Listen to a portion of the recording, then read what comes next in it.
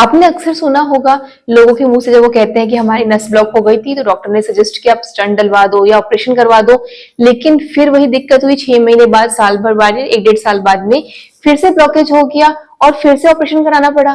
तो क्या यही प्रोसेस जिंदगी भर चलता रहेगा, बार बार नसों का ब्लॉक होना और बार बार ऑपरेशन कराना, या उसके बाद में ऑपरेशन के बाद बहुत सारी मेडिसिन का खाना? ऐसा नहीं है, आपको जड़ पे काम करना पड़ेगा जिससे कि दिक्कत हो ही ना, और अगर हो गई है तो कैसे आप ठीक कर सकते हैं, वो भी बिना ऑपरेशन के। तो आज का कंसेप्ट क्या है, बिना ऑपरेशन नसों को कैसे, नसों का जो ब्लॉकेज है वो कैसे खोल सकते हैं, और ब्लॉकेज ना हो उसके लिए आप पहले से कैसे तैयार रह सकते हैं। तो उसको डिटेल में समझेंगे, वीडियो को अंत तक जरूर देखिएगा। सबसे पहले हम समझते हैं कि नसों का काम क्या होता है। ब्लॉकेज नसों के अंदर है ना, तो नसों का काम ही क्या है? नसों का काम है ब्लड की सप्लाई करना। ब्लड की सप्लाई कहाँ करेगी? नसें ना हमारे सर से लेके पैर तक पूरे शरीर में है, यानी जो सप्लाई है ब्लड की वो भी पूरे शरीर में होगी। अब सिर्फ ब्लड की सप्लाई कर रही है तो ऐसा तो नहीं है, ब्लड के साथ में क्या लेके जाती है? ब्लड के साथ में ऑक्सीजन लेके जाती है, पोषक तत्व लेके जाती है, और वहां पे अगर कोई गंदगी है तो उसको निकाल के फिल्टर करके, या फिर जैसे मूत्र मार्ग से बाहर निकालना या मल के द्वारा बाहर निकालती है। ये सारा काम किसका हुआ? नसों का हुआ। किसके थ्रू? ब्लड के थ्रू, यानी खून के थ्रू। ये काम था नसों का। अब आप समझते हैं कि अगर कोई रास्ता है, यानी कोई पाइप है या कोई सड़क है, उस सड़क के बाहर ऊपर कोई एक बड़ा सा गड्ढा हो जाए या पाइप के अंदर ब्लॉकेज आ जाए तो क्या पानी निकलेगा उसके अंदर से? नहीं निकलेगा। सड़क पे एक बड़ा सा खड्डा हो जाए तो क्या गाड़ियां निकल पाएगी? नहीं निकल पाएगी। यही दिक्कत नसों के साथ होती है। अगर नसों के बीच में कुछ भी गंदगी जमा हो जाए तो क्या होता है? खून का प्रवाह रुक जाता है, यानी ब्लड का जो फ्लो हो रहा था वो रुक गया। अब जिस शरीर के भाग के आसपास हुआ, यानी जिस बॉडी का पार्ट के आसपास वो रास्ता रुक गया, उसको ब्लड नहीं मिलेगा, यानी यहाँ से ब्लड जा तो रहा था, आगे ब्लड नहीं पहुंच पाया उस पार्ट पे, तो क्या होगा? उसकी ब्लड की सप्लाई बंद हो गई है, ना के बराबर हो गई। अब जब ना के बराबर होगी तो क्या होगा? उसको पोषक तत्व नहीं मिलेगा, उसको ऑक्सीजन लेवल नहीं मिलेगा, उसमें अगर कुछ भी वेस्ट मटेरियल है, वो वेस्ट प्रोडक्ट है, वो बाहर नहीं आएगा वापस खून के द्वारा, तो क्या होगा? गंदगी और इकट्ठी होती रहेगी, उसको पोषक तत्व नहीं मिलेगा तो वो और कमजोर हो जाएगा। कोई भी गाड़ी चलाने के लिए उसके अंदर पेट्रोल डीजल कुछ फ्यूल तो डालना ही पड़ता है, या उसी तरह हमें भी अगर चलने के लिए खाना पीना चाहिए होता है, तो कुछ नहीं खाओगे तो हम क्या होंगे? डेड हो जाएंगे। गाड़ियां क्या होगी? चल नहीं पाएगी। उसी प्रकार वो बॉडी पार्ट भी चल नहीं पाता है, वो बॉडी पार्ट अपना फंक्शन नहीं कर पाता है, तो उससे क्या होता है? उस पार्ट में पेन होना शुरू होता है। तो सबसे पहले कैसे पता चलता है कि ब्लॉकेज है? उस पार्ट में एक्सेस दर्द हो रहा होता है, और यूजुअली क्या होता है? हार्ट के आसपास ये दिक्कत ज्यादा देखने को मिलती है, यानी हृदय के आसपास देखने को ये दिक्कत बहुत ज्यादा मिलती है। तब क्या होता है?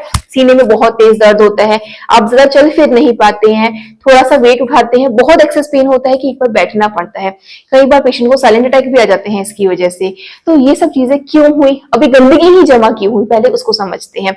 अगर ये चीज समझ ली तो हम इसको पहले ही प्रोटेक्ट कर पाएंगे, और अगर हो गई है तो क्या करना है वो आपको बाद में बताते हैं।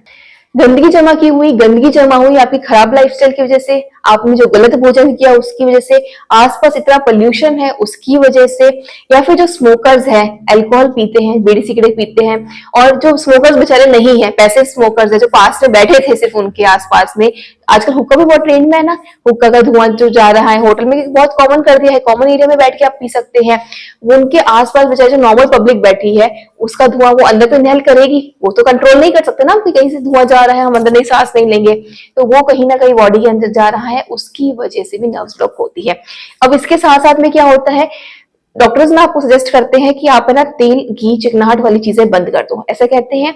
जबकि आप कभी भी गूगल स्टडी कर दो, रिसर्च पढ़ लो, और कहीं भी आप चेक कर लीजिए, कभी भी घाणे किया हुआ तेल और देसी गौ माता का घी जो बहुत अच्छे लुब्रिकेंट्स होते हैं ना, कभी भी कोलेस्ट्रॉल ना तो बढ़ाते हैं, ना ये कारण होते हैं कि नसें ब्लॉक हो, ब्लॉकेज का कभी कारण नहीं होते। इसका मतलब क्या हुआ? इस वीडियो में आपने एक चीज सबसे अलग क्या समझी कि आप तेल और घी खा सकते हैं, चिंगट खाने से कभी भी नसें ब्लॉक नहीं होगी, ये रिसर्च स्टडी बताती है। तो फिर ब्लॉकेज किससे होता है? ब्लॉकेज होता है मांस मीट मच्छी से, ये सब जो गंदी चीज आपने खाई थी, फास्ट फूड खाया था, पैक्ड फूड खाया था। और तेल में भी कौन सा तेल? जो ट्रांसफैट तेल होता है, जो कई सारे जानवरों से भी निकाल के बनाया जाता है, इस तरह का जो तेल है वो चीज अच्छी नहीं है, वो आपको नुकसान कर सकती है। जबकि कच्चे घाणे का तेल जो मूंगफली का हो गया, सरसों का हो गया, तिल का हो गया, नारियल का, ये बेस्ट 4 तेल होते हैं जिसका आप सेवन बिल्कुल कर सकते हैं, कहीं भी कोई दिक्कत नहीं होगी। तो उससे क्या होता है, गंदगी जमा होती है आसपास में, नसों के आसपास में, जैसे ये कि होल है, होल के आसपास में इकट्ठा होना शुरू हो जाती है। अभी एक दिन में तो इकट्ठी हो नहीं सकती, धीरे धीरे करके ये इकट्ठी होती रहती है, इतनी बढ़ती रहती है कि इसके अंदर से जो ब्लड का फ्लो जा रहा था वो फ्लो धीरे धीरे धीरे धीरे बंद हो जाता है। अब ऐसे में क्या होता है, जब आपने चेक कराया, एमआरआई कराई या सीटी स्कैन कराया, जो भी आपने टेस्ट कराया, उसमें पता चला आपको कि ये ब्लड फ्लो होना बंद हो गया, या ब्लड फ्लो प्रॉपर नहीं हो पा रहा, 100% नहीं हो पा रहा, 40% हो रहा है, 50% होता है, तो क्या कहते हैं कि 50% ब्लॉकेज है, 30% ब्लॉकेज है, किसी किसी का 80-90% ब्लॉकेज भी होता है। मतलब जितना परसेंट ब्लॉकेज है उतना उतना पार्ट से ब्लड फ्लो नहीं हो रहा, जो बचा कुचा पार्ट है वहां से ब्लड फ्लो हो रहा है। अगर कम पार्ट में हो रहा है, यानी कम परसेंटेज है, तो क्या कहते हैं डॉक्टर आपको मेडिसिन देते हैं नाइट्रिक ऑक्साइड की। किसकी देते हैं? नाइट्रिक ऑक्साइड की। अब नाइट्रिक ऑक्साइड क्या काम करता है, ये जो गंदगी है ना, ये जो आसपास चिपकी हुई गंदगी है, इसकी जो फर्स्ट लेयर है, ये फर्स्ट लेयर पे नाइट्रिक ऑक्साइड इस पे गंदगी को जमा नहीं होने देता, यानी ये धीरे धीरे धीरे धीरे गंदगी को निकालता है, ये काम करता है नाइट्रिक ऑक्साइड। अब अगर नाइट्रिक ऑक्साइड मैं कहूंगी आपको गोली लेने की आवश्यकता ही नहीं, आप नेचुरली खा लो, तो आप कहेंगे फिर नेचुरल कैसे मिलेगा?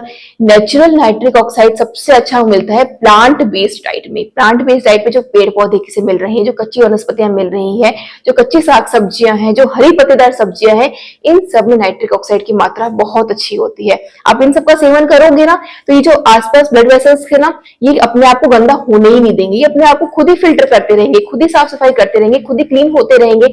जब ये खुद ही क्लीन होता रहेगा ना, तो ब्लड फ्लो इजीली हो पाएगा और आपको किसी मेडिसिन की आवश्यकता भी नहीं पड़ेगी। तो सबसे पहले आपने ये तो समझ लिया कि नसों का काम क्या होता है, उसके बाद ये समझा कि गंदगी जमा हुई क्यों, क्यों ये नस ब्लॉक हुई, और नस ब्लॉक अगर हो जाती है तो कौन साफ करेगा? नेचुरली नाइट्रिक ऑक्साइड करेगा। अब आपको कहूं मैं कि ये सब चीजें बता दी प्लांट बेस्ड डाइट, फिर भी अगर किसी को समझ नहीं आ रहा, अरे यार क्या होता है, नहीं समझ आया, नाइट्रिक ऑक्साइड किस में ज्यादा है, किस में कम है, इसमें ज्यादा खाने को मिलेगा, इसमें है कि नहीं है, इतना कंफ्यूजन हो रहा है ना, तो ये भी छोड़ो। सबसे अच्छा तरीका बताएं, जो आपके मौसम के अनुरूप जो चीजें मिल रही है खाने को। अभी गर्मी का मौसम है, हमारे यहाँ पे आम अच्छा मिल रहा है, नींबू मिल रहे हैं, टमाटर मिल रहे हैं, ये सब चीजें हमारे यहाँ पे मिल रही हैं। आपके रीजन में क्या मिल रही है, आपके क्षेत्र में क्या मिल रही है, आपके सीजन में क्या मिल रही है, आपके वहां मौसम के अनुरूप कौन सी चीज ज्यादा आ रही है, आप उन सबका सेवन कीजिए। हमारे यहाँ पे तरबूज खूब हो रहा है, उसका सेवन बहुत अच्छा, उसके अंदर नाइट्रिक ऑक्साइड की मात्रा अच्छी है।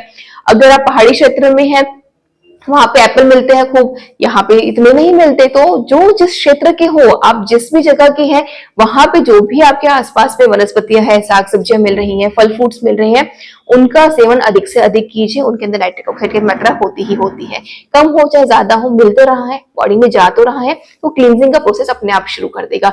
और बाकी सब जो भी आप कच्चा खाते हैं, उसके अंदर फाइबर्स अच्छे होते हैं, तो अच्छे पोषक तत्व तो आपको मिलना ही मिलना है। तो इन सब चीजों का सेवन करने से नर्व्स ब्लॉकेज का जो दिक्कत है वो पूर्ण रूप से खत्म हो सकता है। दूसरा, ये आप तेल और घी खा सकते हैं। तेल कौन सा? सरसों का, तिल का, मूंगफली का और नारियल का, ये 4 तेल खाने योग्य है। वो भी कौन से? जो कच्ची घानी के होते हैं। घी में जो देसी गौ माता का बिलोने से बनाया हुआ घी है, या ना कि क्रीम वाला पैकेट वाला घी है, उसका सेवन नहीं करना है। जो बिलोने वाला घी है उसका प्रयोग कर सकते हैं, गांव में मिल जाएगा, कोई किसान भाई है उनसे मिल जाएगा, कोई गोपालक भाई है आप उनसे संपर्क कीजिए, कहीं से ना मिले तो आप संस्थान द्वारा मंगवा सकते हैं। तो इन चीजों का सेवन करने से नर्व ब्लॉकेज कभी नहीं होगा। अगर हो रखा है तो भी ये डाइट फॉलो करते हैं, उससे भी ये चीज खत्म हो सकती है।